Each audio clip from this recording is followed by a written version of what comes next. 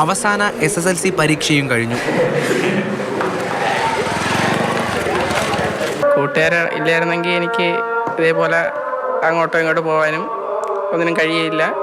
കൂട്ടുകാരാണ് സ്കൂളിൽ വന്നു കഴിഞ്ഞാൽ ഫുൾ സപ്പോർട്ട്. എന്നെ എവിടെയെങ്കിലും കൊണ്ടുപോകാനായാലും അങ്ങോട്ടും ഇങ്ങോട്ടും ആയാലും എടുത്തുകൊണ്ട് പോവുകയും കൂട്ടുകാരെല്ലാം എടുത്തുകൊണ്ട് പോവുകയും ഞാൻ വീട്ടിൽ നിന്ന് വരുമ്പോൾ തന്നെ എല്ലാവരും പെട്ടെന്ന് ഓടി വന്ന് എടുത്തുകൊണ്ട് ക്ലാസ്സിൽ കയറ്റുകയൊക്കെ ചെയ്യും. 7ാം ക്ലാസ് മുതൽ നിതിൻ ഈ സ്കൂളിലാണ് പഠിക്കുന്നത്. 2 വർഷമായി ഇവിടെ പഠിക്കുന്നു. അപ്പം അതിൻ്റെ ഒരു വിഷമമുണ്ട് പിരിഞ്ഞ് പോകുമ്പോൾ. പ്ലസ് 1 ഒരു സ്കൂളിലൊക്കെ അലോട്ട്മെൻറ്റ് വയ്ക്കണമെന്നുണ്ട്. കിട്ടിയ ഭാഗ്യം.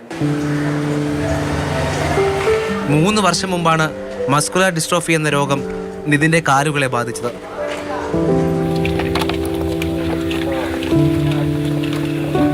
ഇപ്പോൾ അവന് നമ്മളാരും ഇല്ലാതെ ഒറ്റയ്ക്ക് പോകണമെങ്കിൽ അതിനുള്ള സൗകര്യം ഈ വഴി ആയതുകൊണ്ട് ഇല്ല.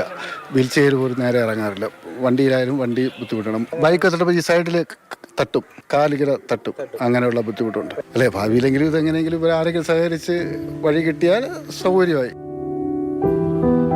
ഈ 10ാം ക്ലാസ്സുകാരന് ജീവിതത്തിൽ കുറേയധികം ആഗ്രഹങ്ങളുണ്ട്. അവൻ്റെ ആഗ്രഹങ്ങളുടെ യാത്രയ്ക്ക് പിന്തുണ നൽകാൻ വീട്ടുകാരും കൂട്ടുകാരും എല്ലാം ഉണ്ട്. ആകെ പരിമിതിയായി മുന്നിലുള്ളത് വീട്ടിലേക്കുള്ള ഈ വഴിയാണ്. അതിന് പരിഹാരം അത് തീർച്ചയായും വേണം. താഴെയുണ്ട്, മേൾ വഴി വരാൻ കഴിയും. അവർ സഹകരിച്ചാൽ എനിക്ക് ഭാവിയിൽ വണ്ടിയിൽ വരാനോ ഇവിടെ ബൈക്കിലോ യാത്ര ചെയ്ത് വരാൻ പറ്റും വീട്ടിൽ.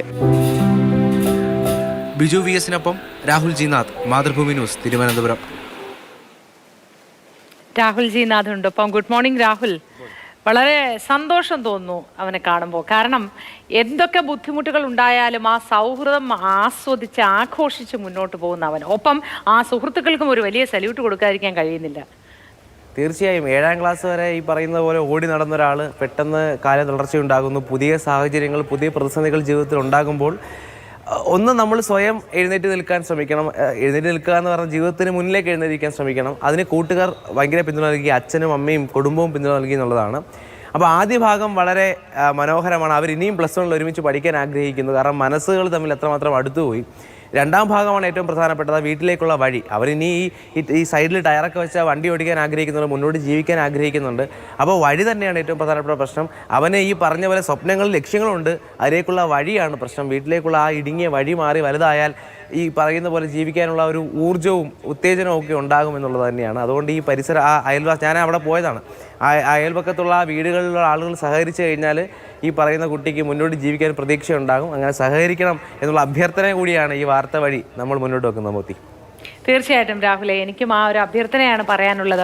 രാഹുലെ, എന്തായാലും നന്നായി, നല്ല റിപ്പോർട്ട്. കാരണം അവൻ്റെ ജീവിതത്തിൽ എന്തെങ്കിലുമൊക്കെ ഒരു മാറ്റം ഉണ്ടാക്കാൻ നമുക്കൊക്കെ കഴിയുന്നെങ്കിൽ അതൊരു ചെറിയ കാര്യമല്ല. രാഹുൽ നല്ലൊരു ദിവസമായിരിക്കട്ടെ എന്ന് ആശംസിക്കുന്നു.